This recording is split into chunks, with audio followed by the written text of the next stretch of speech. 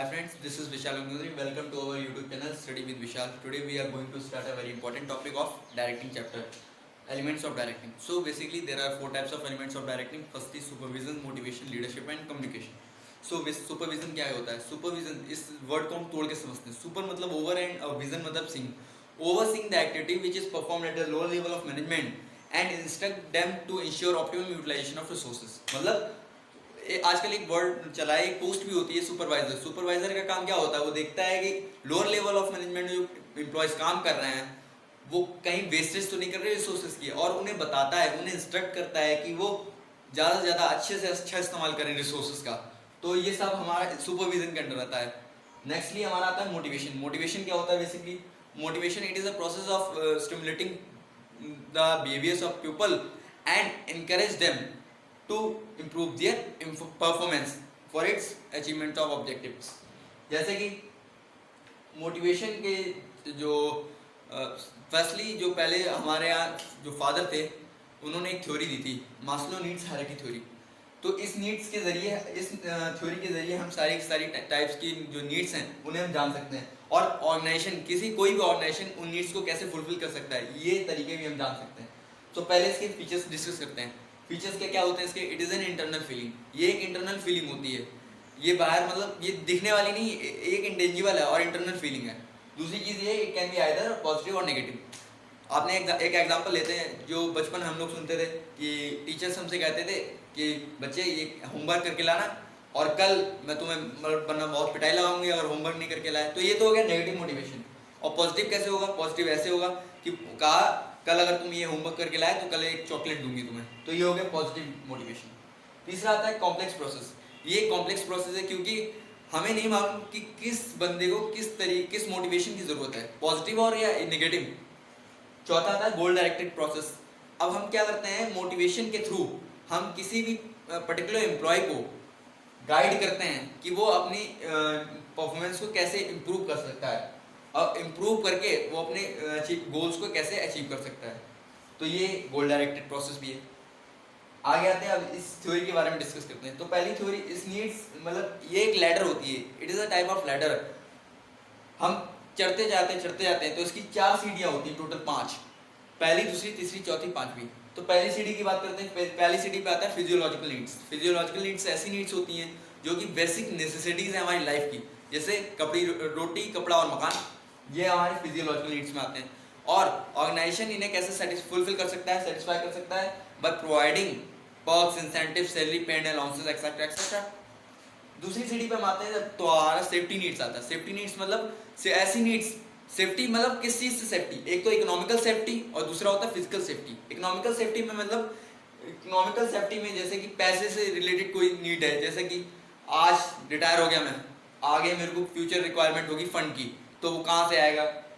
उस तरीके की नीड हो गई. या फिर दूसरी ये हो गई फिजिकल जो सेफ्टी होती है, जैसे कि सेफ्टी फ्रॉम फायर, इलनेस. तो these all types of safety needs, these all includes in safety needs. अब ऑर्गेनाइजेशन इसे कैसे सेटिस्फाई कर सकती है? By providing pension system. मतलब कि इन्हें पेंशन सिस्टम प्रोवाइड करके भी फुलफिल कर सकती है. तो ये सारे के सारे सेफ्टी नीड्स में कवर हो जाते हैं. तीसरी सीढ़ी हमारी आती है क्या? तीसरी लेटर में सोशल नीड्स. सोशल नीड्स कौन सी नीड्स होती हैं? सोशल नीड्स को हम अफेक्शन नीड्स और बिलोंगिंगनेस नीड्स भी कहते हैं. तो सोशल नीड्स के अंतर्गत क्या क्या आता है? सोशल नीड्स मतलब एक तरीके की एम्प्लॉय ऑटोनॉमी, एम्प्लॉय एम्पावरमेंट होता है, ताकि इसमें जो एम्प्लॉयज़ हैं वो ज़्यादा से ज़्यादा इनिशिएटिव ले सकें. जो वहाँ की रूल्स एंड रेगुलेशंस हैं किसी भी पर्टिकुलर ऑर्गेनाइजेशन के, वो ज़्यादा रिजिड नहीं होनी चाहिए, स्टेबल होनी चाहिए. तो ये सारे के सारे सोशल नीड्स में आते हैं. और ऑर्गेनाइजेशन इनफॉर्मल ऑर्गेनाइजेशन के थ्रू इस नीड्स को फुलफिल कर सकती है. चौथी आती है सेल्फ स्टीम और ईगो नीड्स. स्टीम नीड्स क्या होती हैं? स्टीम नीड्स ऐसी नीड्स होती हैं जो कि चैलेंजिंग होती हैं. जैसे कि मेरे से कहा तू 90% मार्क्स ले आ, 90% मार्क्स ले आया तो यहाँ पे तेरा नाम लग जाएगा, यहाँ पे तेरा बोर्ड लग जाएगा टॉपर के नाम से.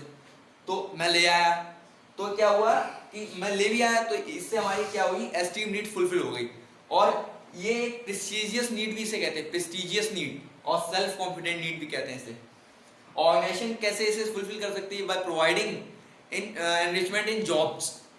जॉब्स को इतना चैलेंजिंग बना दें ताकि जो पर्टिकुलर एम्प्लॉय है उसे उस जॉब को करने में इंटरेस्ट आए।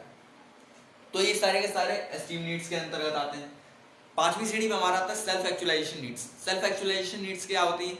ये ऐसी नीड्स होती हैं जिसमें एम्प्लॉयज जो बनना चाहता है, मतलब जो कैपेबल है वो बनने के लिए, कैपेबल ऑफ बिकमिंग, और वो बन चुका है। मैं जैसे मेरे को 90% मार्क्स लाने थे, मैं ला चुका, तो ये मतलब जो मैंने सोचा था, जो मेरी नीड थी वो मेरी फुलफिल हो गई, तो इसका मतलब सेल्फ एक्चुअलाइजेशन नीड्स फुलफिल हो गई। ये हायर लेवल ऑफ नीड्स होती है मास्लो नीड्स हायरार्की थ्योरी में। तो ये तो हमारी हो गई theory of motivation, Maslow hierarchy theory. अब आते हैं टूल्स के ऊपर। तो बेसिकली मोटिवेशन के दो टूल्स होते हैं, पहला फाइनेंशियल इंसेंटिव्स और दूसरा non financial incentives. Financial incentives जो होते हैं वो डायरेक्टली मॉनेटरी टर्म्स में होते हैं। Financial incentives are those incentives which can be measured in terms of money, जैसे कि pay and allowances, pension, stock option, profit sharing ratio. तो सबसे पहले बात करते हैं प्रोडक्टिविटी लिंक्ड सिस्टम। इसमें क्या होता है, एम्प्लॉयज को वेज प्रोवाइड किया जाता है एज पर हिज प्रोडक्टिविटी, मतलब वो कितना एफिशिएंट है किसी भी पर्टिकुलर वर्क, मतलब कोई भी पर्टिकुलर काम करने में। तो as per his productivity organisation उसे वेजेस देते हैं। वो और अच्छा है, ज्यादा अच्छा है तो उसे ज्यादा सैलरी दे दी, ज्यादा वेजेस दे दिए, और थोड़ा सा कम एफिशिएंट है तो उसे कम दे दिया। तो इस तरीके से ये सारा का सारा प्रोडक्टिविटी लिंक वेजेस प्रोग्राम के अंदर आता है। दूसरा आता है पे एंड अलाउंसेस। पे एंड अलाउंसेस बेसिकली क्या होता है, बेसिक सैलरी होती है, बेसिक सैलरी, पर्क्स और इंसेंटिव्स, ये सारी की सारी पे एंड अलाउंसेस में आती हैं। तीसरे होते हैं पेंशन। पेंशन क्या होता है, अब अक्सर लोग गवर्नमेंट सर्वेंट में रिटायर हो जाते हैं, तो फ्यूचर नीड्स को, उनकी फ्यूचर फंड रिक्वायरमेंट को फुलफिल करने के लिए प्रोग्राम गवर्नमेंट ने रखा है जिसे पेंशन कहते हैं। तो पेंशन में क्या होता है कि किसी भी पर्टिकुलर इंसान, कोई भी पर्टिकुलर एम्प्लॉय है, उसकी फ्यूचर फंड रिक्वायरमेंट को फुलफिल कर देता है पेंशन। तो ये पेंशन अलग ही प्रोग्राम है। और चौथा हमारा आता है स्टॉक ऑप्शन। स्टॉक ऑप्शन क्या होता है, इसमें कोई भी पर्टिकुलर ऑर्गेनाइजेशन या कंपनी अपने कंपनी के कुछ शेयर्स दे देती है अपने एम्प्लॉयज को, जो कि मार्केट वैल्यू से कम प्राइस में होते हैं। अब नेक्स्ट आता है पीएसआर। पीएसआर मतलब profit sharing ratio. Profit sharing ratio में एम्प्लॉयज को एक शेयर दे दिया जाता है कि 1/4 या 1/3, 1/2 इतना शेयर आपको प्रॉफिट में हर साल मिलना ही मिलना है।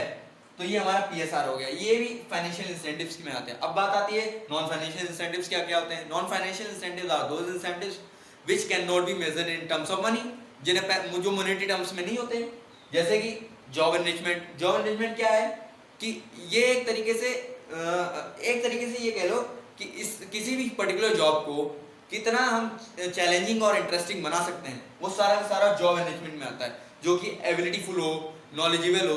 तो ये सारे के सारे जॉब एनरिचमेंट में आते हैं। दूसरा आता है हमारा करियर एडवांसमेंट प्रोग्राम। इसमें क्या क्या होता है, इसमें कुछ ऑर्गेनाइजेशन की पॉलिसीज रखती हैं, रिजिड पॉलिसीज, जैसे प्रमोशन पॉलिसी हो गया कि मतलब इस बंदे ने अगर इतने % काम कर लिया या फिर इतने यूनिट्स तक प्रोडक्शन कर लिया तो इसे प्रमोशन पॉलिसी की तहत प्रमोशन दे दिया जाएगा। तो इस तरीके से बहुत सारी पॉलिसीज होती हैं जो कि ऑर्गेनाइजेशन के जो टॉप लेवल्स ऑफ मैनेजमेंट के जो लोग हैं, जो सीईओ, सीएफओ, ये सारे के सारे सेट करते हैं। तीसरा आता है एम्प्लॉय रिकॉग्निशन प्रोग्राम। इसका मतलब होता है acknowledgement with a show off appreciation. जैसे कि हमारे राकेश नाम का एक फाइनेंस मैनेजर था, उसने क्या किया, उसने देखा और उसने कंपनी के जो मेन जो लोअर लेवल ऑफ मैनेजमेंट में जो काम कर रहे बंदे, उनको इतना फंड दे दिया ताकि जो चाह रहे थे लोअर लेवल ऑफ मैनेजमेंट में जो बंदे काम कर रहे थे, उन्होंने एज पर हिज प्रोडक्टिविटी उन्होंने अपना टारगेट्स को पूरा कर लिया। तो इसके लिए सबको कौन रिस्पॉन्सिबल ठहरा है, फाइनेंस मैनेजर को। तो फाइनेंस मैनेजर के लिए एक शो रखा गया अलग से और उनको अवार्ड दिया गया। तो ये सारा का सारा एम्प्लॉय रिकग्निशन प्रोग्राम में आता है। एक ये भी सोर्स है किसका, मोटिवेशन का। नेक्स्ट आता है हमारा जॉब सिक्योरिटी। जॉब सिक्योरिटी मतलब स्टेबिलिटी ऑफ जॉब। मान लीजिए आपसे कह दिया कि आपकी 4 साल तक जॉब नहीं जाएगी, तो आप स्टेबल है, मतलब बिल्कुल टेंशन फ्री है कि 4 साल तक जॉब कहीं गई नहीं मेरी, हम पढ़ाई करेंगे, मतलब जॉब नौकरी करेंगे। तो 4 साल तक आप एफिशिएंट होकर नौकरी करेंगे, कोई टेंशन नहीं जाने की जॉब। तो ये सारा का जॉब सिक्योरिटी में आता है। लास्ट हमारा है स्टेटस। स्टेटस क्या होता है, बेसिकली आजकल हर कोई जो टॉप लेवल ऑफ मैनेजमेंट है, हर कोई स्टेटस चाहता है। वो चाहते हैं कि हमारा स्टेटस हाई और हमारे लोग इज्जत करें। तो ये सारे स्टेटस में आते हैं। तो ये सारे के सारे जो है वो नॉन फाइनेंशियल इंसेंटिव्स के अंतर्गत आते हैं। अब नेक्स्ट आती है हमारी लीडरशिप। लीडरशिप क्या होती है, तो leadership is a process to influence the behaviour of others and for the strive willingly to mutual objectives. जैसे कि अब वहाँ पे लीडरशिप 3 तरीके की होती है। There are 3 types of leadership. Firstly legislative, second democratic and third autocratic. Autocratic क्या होती है? ऑटोक्रेटिक लीडरशिप स्टाइल ऐसा लीडरशिप स्टाइल होता है जिसमें एक लीडर क्या करता है, वो खुद ही रूल्स को बनाता है without any consultation of his subordinates. खुद रूल्स को बनाया और खुद ही रूल्स को लागू कर दिया। जहां पर लीडर डॉगमेटिक होता है तो वो आता है ऑटोक्रेटिक लीडरशिप स्टाइल में, ठीक है। दूसरा आता है हमारा डेमोक्रेटिक। डेमोक्रेटिक लीडरशिप स्टाइल एक ऐसा लीडरशिप स्टाइल है जिसमें क्या करता है, जो हमारा सुपीरियर है वो डिसीजंस को बनाता है with the consultation of his subordinates. मतलब मैंने क्या किया, अपने सबऑर्डिनेट हैं जो हमारे एम्प्लॉयज हैं उनसे एडवाइस ली कि ये करना सही रहेगा, ये तो कंसल्ट करके बनाते हैं डिसीजन को, तो वो हमारा डेमोक्रेटिक में आता है। और थर्ड आता है लेजिस्लेटिव, और इसे फ्री रेंज भी कहते हैं। तो इसके अंतर्गत क्या आता है, इसमें सुपीरियर का कोई रोल ही नहीं होता। जो मतलब जो सबऑर्डिनेट है वो अपनी मर्जी से कुछ भी करे, कैसे भी डिसीजन को बनाए, कुछ मतलब नहीं, कोई इंटरफेरेंस नहीं है सुपीरियर का। तो वो हमारा होता है किसमें, लेजिस्लेटिव में। बेटर अंडरस्टैंडिंग के लिए इसे मैं एक तरीके से ऐसे भी समझा सकता हूँ। आपने सुना होगा हिटलर, मनमोहन सिंह और मोदी। मतलब हिटलर के जमाने में क्या था, हिटलर के जमाने में जो हिटलर कहा करता था वही सब लोग करते थे, तो वो तो हमारा हो गया ऑटोक्रेटिक में। डेमोक्रेटिक में क्या क्या हो गया, डेमोक्रेटिक में मोदी वाला शासन आ गया। ये कंसल्टेशन, मतलब जो सिटीजन्स हैं हमारे रिस्पॉन्सिबल सिटीजन्स, उनके कंसल्ट में कोई भी डिसीजन लेता है। और मनमोहन सिंह के राज में क्या था, जो जो कुछ कर रहा है करने दो, उन्हें कोई मतलब ही नहीं। तो ये हो गया हमारा किसका, फ्री रेंज का। Thank you, bye bye.